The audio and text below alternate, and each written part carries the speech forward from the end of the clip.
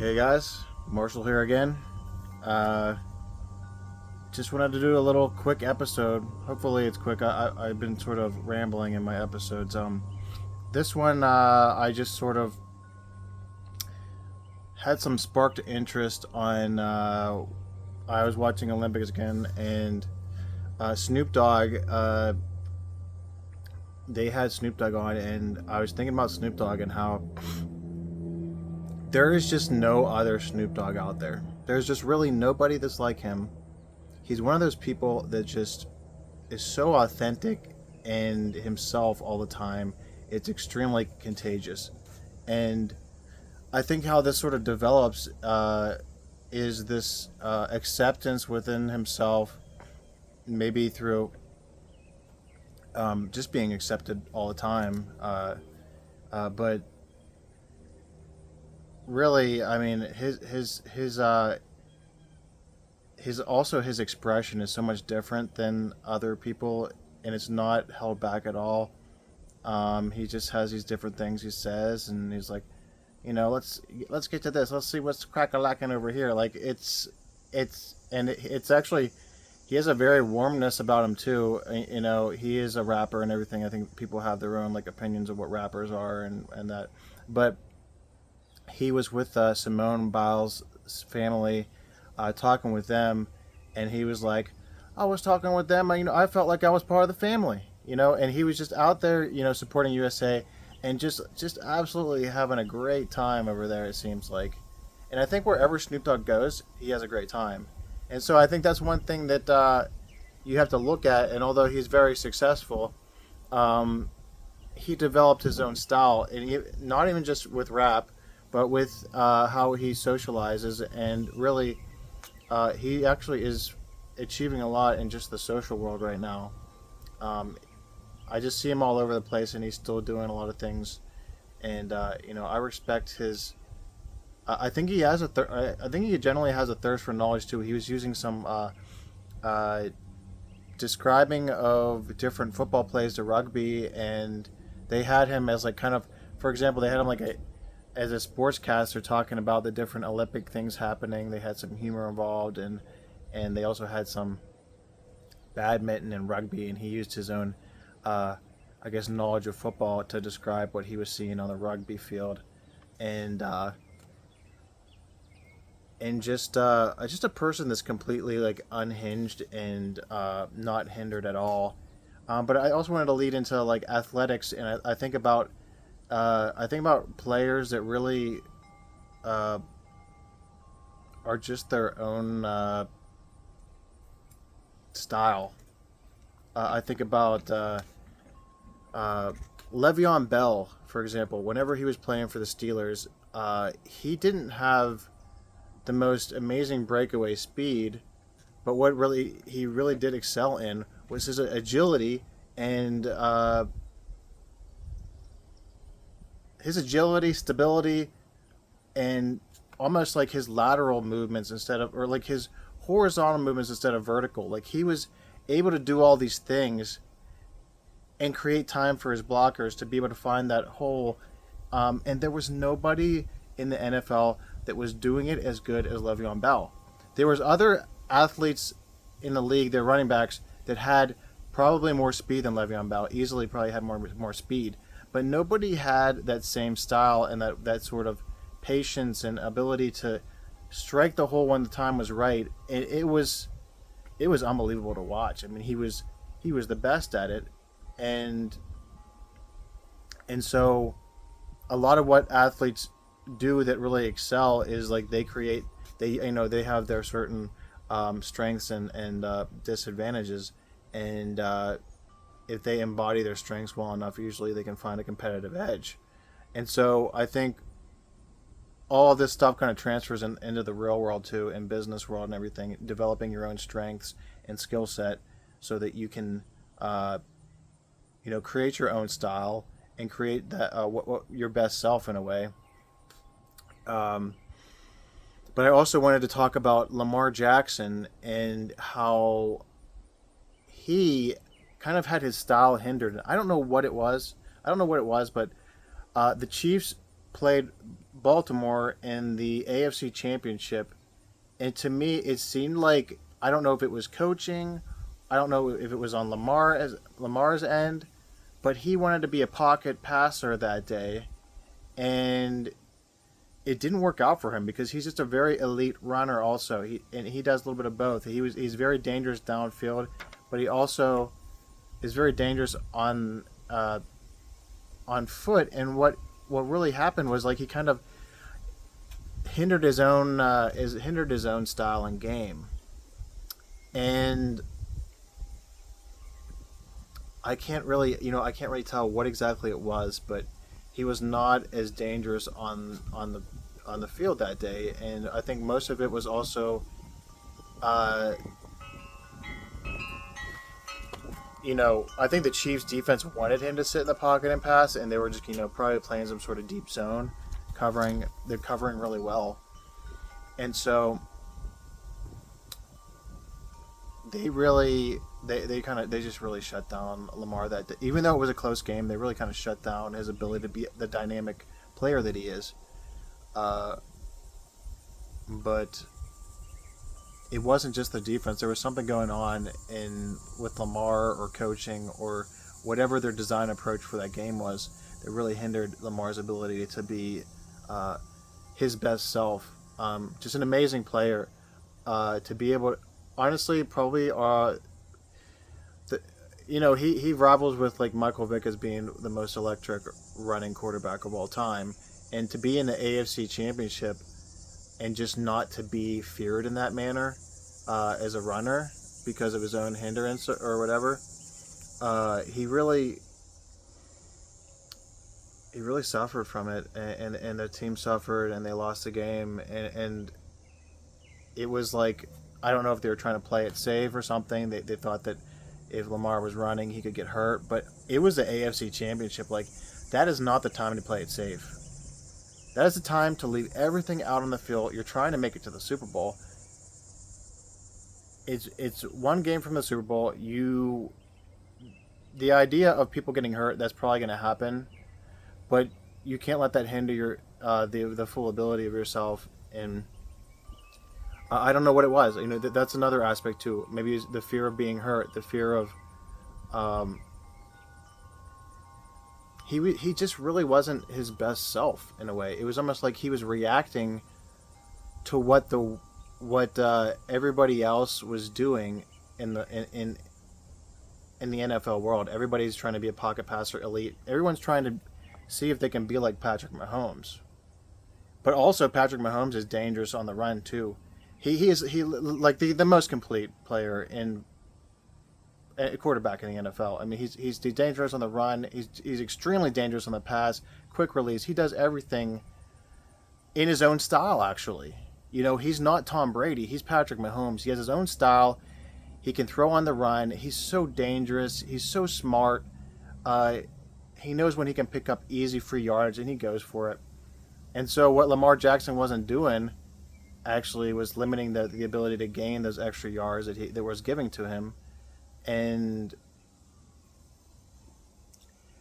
trying to be somebody he's not. And really, that's the most pivotal thing about this episode, I think, is being your best self, finding out what styles that you have that are really good. I feel like for me, I don't really express it in the videos as much, but for me, it's humor. I think it's part of my style and the way I can talk with people. And honestly, my best self has always been someone that kind of improvises, creates this own humor, and almost like comic related, almost like whose line is it anyway? I usually can, alter my voice to create, just this funny sort of interactions, and I think I sort of strayed away from that in past years, but I feel like very comfortable with it right now. And so just if you can think about what it is that separates you from other people, what's that skill that you have that other people don't really have as well, and just sort of expand on that and be comfortable with that, because it's really what makes you different. It's not real. It's not what's hindering you. I feel like people thought that Lamar Jackson, his running game was hindering his passing game in some way, and that's just not the case. Um, Also, another example. I mean, all of these people that I was mentioning have sort of changed the game, the sports world in a way.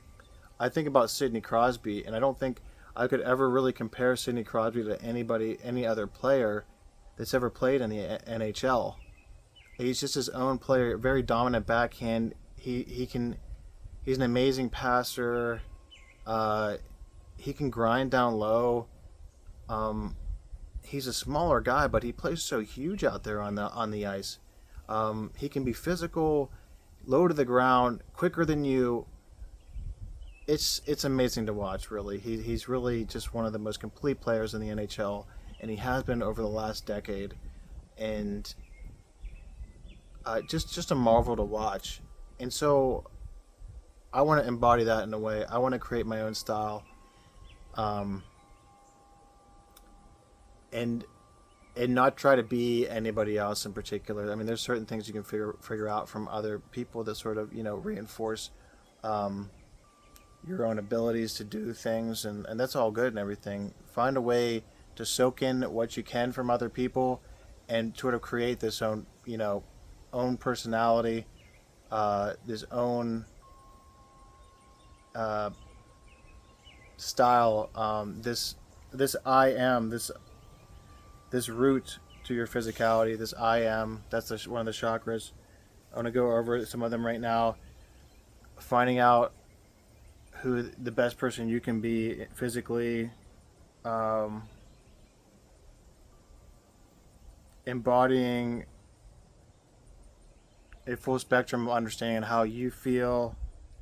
That's the sacral. As we're moving up the spine here, solar plexus. How can I act in a way to affect humanity? Being your best self. Is that a way? Is that geared towards positively affecting humanity, even if it's on a person-to-person basis? Um, do you have the capability to love? Do you love yourself enough to be able the capability to love and your family, your friends, an openness for that other person that you just met? Do you have the ability to accept them and love them? Uh, do you have the ability to express how you feel? And also, one that kind of goes hand in hand with the third eye chakra. Um, do you have the ability to perceive things that you see with calmness and with like an understanding of what's actually reality, and so that you're not hindering yourself, and so that when you don't hinder yourself, you're able to express yourself to people and really enjoy the moment, uh, really enjoy who you are and how you've developed your style, your persona, your spirit, that is different than everyone else's, and being accepting that your spirit's different, and being okay with that, and being okay with the practice of your own spirituality that leads up to the crown chakra, which is your relationship with God in a way. You feel like you're on a path to bring yourself closer to God, and all these incorporated together just can create this really strong style of a person. Hopefully, you can create that individual that has somewhat of an edge in life, but also you're not focused on your own personal edge on other people. You're not really.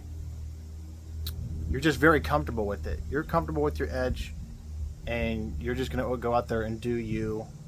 Um, and a lot of times, I feel like guys like Snoop Dogg aren't even really thinking about their aura. They're just doing, and so reach that. I think that's just one amazing. Could you reach this state that Snoop Dogg is in his like 70s? I don't know what, in his late 60s. I don't know how old he is. Maybe he's six. I would say, I'm gonna guess. I'm gonna guess he's 62. That's a guess. Maybe he's not that old. Maybe he's in his late 50s, but he's kind of living a he's a living example of like a goal of where you can be in life. That point in your life where you're just you, and you're always expressing. You're just doing you. Your style is dominant. People love that style about you. It's contagious, and and you get there by practice and by continually practicing yourself and your spirituality and things like that. And I think that that's one thing that can be hindered if you're, in different situations. I feel like um, in in religion sometimes you're not accepted if you don't uh, just give yourself to that religion fully. And so if you're, let's say, for me, what if I was to say I'm practicing myself as a Catholic, I'm in practice in a way, but I'm not in the church. I'm still practicing myself. That would also be kind of construed as not a full practice, basically. And so if you're practicing your relationship with God, I don't think that should be hindered. Even though you'll find a lot of people that are going to be like, uh, I have a strong relationship with God, and I don't need to improve it. We're there for each other. And so they might even be lying to themselves. They might even be lying to other people, but that's what's accepted. Maybe not the practice of that is not really accepted as much. Um, and that is also not accepted to really accept other gods and their views in the world. To be, Catholic, you're not supposed to be accepting other gods in the world. That's actually a sin in itself. Um, and so if that's something that sort of hinders your ability to really fully be yourself and be in practice, like, I think that's just horrible, because you never know what's down the line. You never know if you can be capable of this full practice if it's not hindered. Maybe down the line, you never know. I could be someone that's in church a lot and someone that's extremely, extremely devoted to one God, and that's it, and shut off any other gods and any other views. But right now, I'm in search of what my best self is, and I'm evaluating these chakras. I believe they're a Hindu culture. I also looked into them. I read a book on the monk culture, which is think like a monk, and I'm pulling together these aspects that also are very, very similar. Similar. They have some similarities to Christianity, and so because I'm looking at the other cultures, I think that there'd be a lot of people that are very strict about that. They would like to. It's almost like they'd like to have controls over your views in a way, which really stinks. I think there should be some more acceptance and more of, whenever you're young, instead of just telling people you believe in God, that's it, final thing. Maybe instead of having them lie to you, maybe you should help build their belief in God, and think of it as a practice, and that's why you're going to church. We're trying to build this this side of you, instead of just saying you believe in God, that's how it is. You're under my roof. You're going to do this how you know what I mean. So there's a different dynamic here where this can really be difficult for somebody that really doesn't understand their place in the world yet. So, um, just I mean, it's fruit for thought. What I'm all about right now is being acceptant towards everything possible in humanity, and that's how my spirituality is growing right now. And I feel a very strong abundance of positivity inside myself, and a willingness to express. Now, if I was supposed to express this stuff in front of a group of people, I think I get a lot of get a lot of mixed reviews. So it's nice to be able to speak in front of um, and just in front of Earth, the physical Earth right now. And then, I do have a camera here. I'm speaking in front of a bright blue sky and the sun, and it's just beating on me. I just feeling the energy from it. I hear the birds chirping. I'm speaking for the birds right now. The birds are eating this energy up right now, all around me. It's crazy. But yeah, it's a great day in here, Pennsylvania. It's starting to heat up. I'm gonna go inside, and cool off a bit. But yeah, I hope this helps you feel more comfortable with yourself, and I hope this helps you grow, um, and improve your spirituality, because you're the only one that knows what sort of fake front you might be putting up, or whatever it is. I see you as an equal, but I also see that you have much room to practice. I think that's one way that I really a really strong view of mine is that I want to, whenever I talk to anybody, I see them as their equal, and then I'd like to be an aid to their practice of their best self. So, like, don't think you're any better than me or any worse than me, man. We're just two people right now, two people, hopefully in practice of something magnificent in humanity. All right, that's it, guys. Please like, subscribe. Please share this with somebody that may need it. And yes, I'll see you guys next time. Thank you so much for watching. Love you.